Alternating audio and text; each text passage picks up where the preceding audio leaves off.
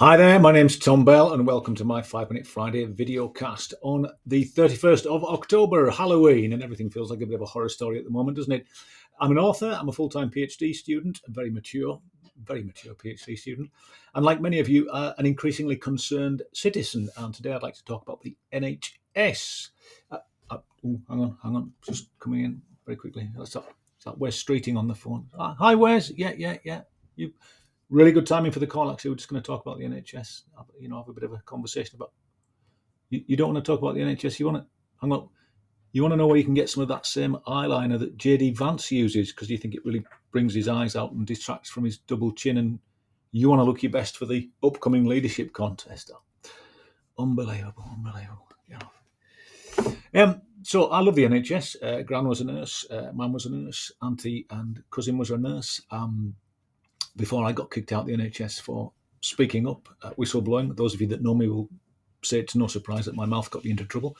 But I think between us all, before I got thrown out with some well over 100 years combined employment experience in the NHS, it is, I think, this country's greatest achievement and one of the world's greatest achievements. But it is being steadily and undeniably dismantled. Here are some thoughts for you. Yeah. So this is the birthplace. I mean, the only country in the world that had publicly funded healthcare before we did, and I think it was just before we did, was New Zealand. Right. So we've got to doff our caps to the good folks of New Zealand. But it's kind of the birthplace. It's the place everybody thinks of as being the birthplace of a fully funded, comprehensive national health service, isn't it? There's a bit of an irony there going on, isn't it? Because we're also seen as the birthplace of the Industrial Revolution, but that's another story, isn't it? So, in terms of where we are now as a country, there's no denying that. When Wes Streeting talks about the NHS being broken, I don't think his motives for that are pure. By the way, I think his motives are that by calling it broken and by acknowledging that it's broken, that will allow the Labour government, which is not Labour in anything other than name, but it will allow the Labour government to bring in more private sector involvement. Excuse me, cup of tea time. And we'll end up paying more for our healthcare.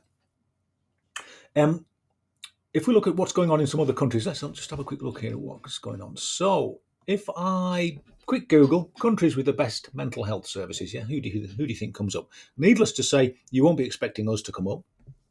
The top 10 listed across the web. We've got Sweden, we've got Germany, we've got Finland, Italy, the Netherlands, France, Canada, Norway, Slovenia, Australia. No surprises that we're not there, but why shouldn't we be there? We should be there, shouldn't we? This country should have some of the best mental health care in the world.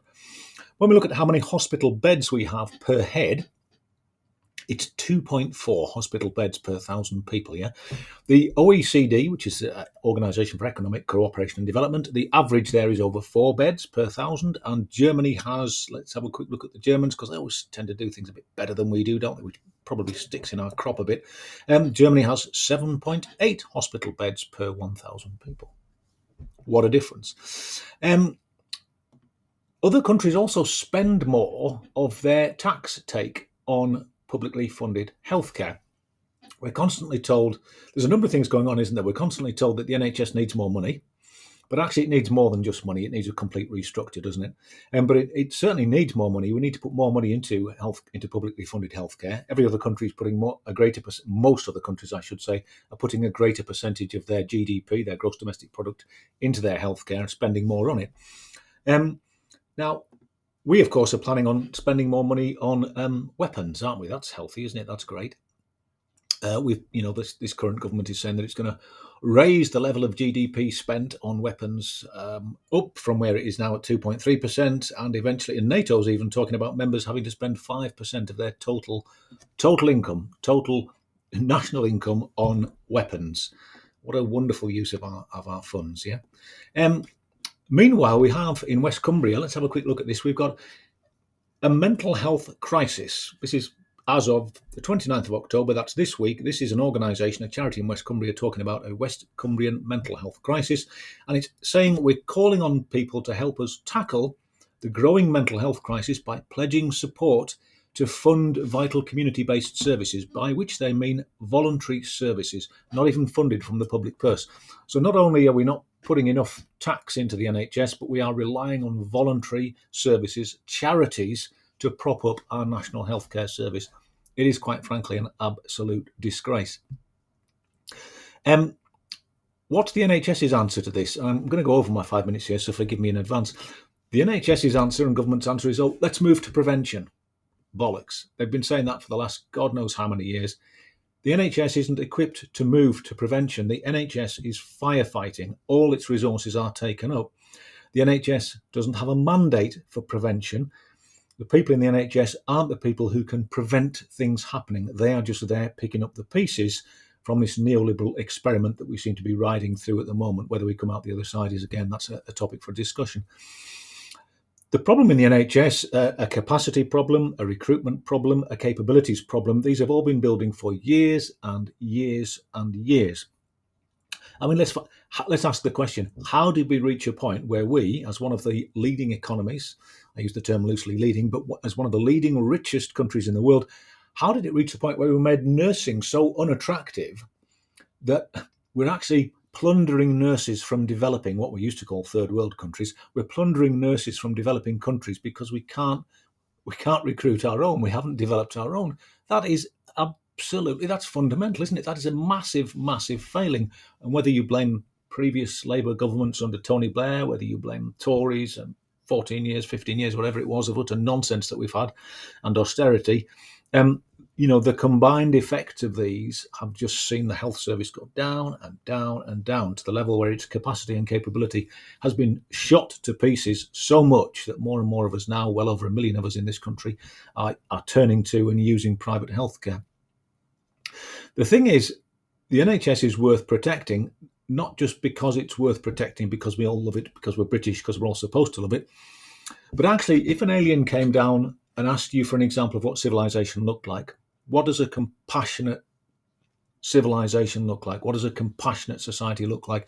You'd take them to the NHS, wouldn't you? You'd say, this is compassion. This is collective responsibility brought to life. This is us all realizing that we can't, very few of us anyway, we can't afford a hospital in our own back garden. So what we do is we all put a little bit into the pot, and then for those that need it, when they need it, it's available at the point when they need it, yeah? And I think it's that collective responsibility piece. I think that's what neoliberalism, and for those of you who are unfamiliar with the term neoliberalism, think of it as kind of capitalism on speed, yeah? It's utterly, if you thought capitalism was uncaring and uncompassionate, neoliberalism has just gone right up a gear, hasn't it? Everything is seen through the lens of profit. Everything is viewed as a monetary opportunity. And so the neoliberals are really keen that the NHS dies a slow and painful death. They want to step into that space. They want to make money out of our healthcare. They want to make money out of our well-being. Because at its heart, the NHS, it's the collective sense of it, it's a socialist concept, isn't it? And whether if you're a fan of the NHS, then you are actually a fan of socialist principles. Sorry to break that to you if you don't think you are. But if you're a fan of the NHS, if you like what it stands for, then you're looking at something socialist there, and you're agreeing with it, and you're saying this is a great idea, which it is. And whether we label it socialist, whether we label it fair, kind of doesn't matter. But as we all know, the NHS was born from a socialist government.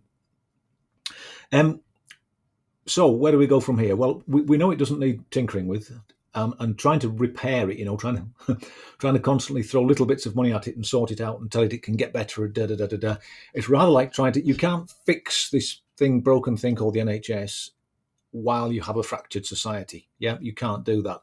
The two things have to go hand in hand. The NHS can't be expected just to keep on picking up the pieces of the neoliberal experiment while we allow the neoliberals to do whatever they want, while we continue to give tax breaks to the wealthy, tax breaks to large companies, etc., etc., etc. We've got to get to grips with some of these things that are causing us a great deal of harm, whether that's obesity, whether it's mental health, whether it's gambling, whatever it might be. The NHS is not equipped, as I say, to be a prevention machine. It's simply not designed that way. That's government's job, and we've got to demand more of our government, I think. So where do we go from here? It needs radical restructure, doesn't it? But I think there's something that we can all do individually, which perhaps collectively could make a difference. And that is, I know it's old-fashioned, it's old school, but email or write to your MP and ask them a really simple question about whether or not they would prioritise spending money on weapons over healthcare, whether or not they think it's fair not to tax the wealthiest in the country and to leave our healthcare system in tatters. Ask them a simple question, word it in your own way. I'm sure you can come up with novel ideas and thoughts about it. And yeah, ask them about things like, does the NHS need all the managers that it's got? I mean, when I worked in the NHS, we used to joke actually that if we got rid of the top tier of management, the whole thing would work a whole lot better and it would be a whole lot cheaper to run. I'm sure many of you have got thoughts on that. Make your thoughts known.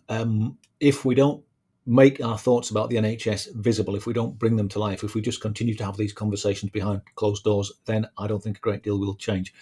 I've gone way over 10 minutes now, so very sorry about that. As ever, try and have a good weekend, try and stay safe, try and stay solvent if you can, and try and stay sane if at all possible. Ciao.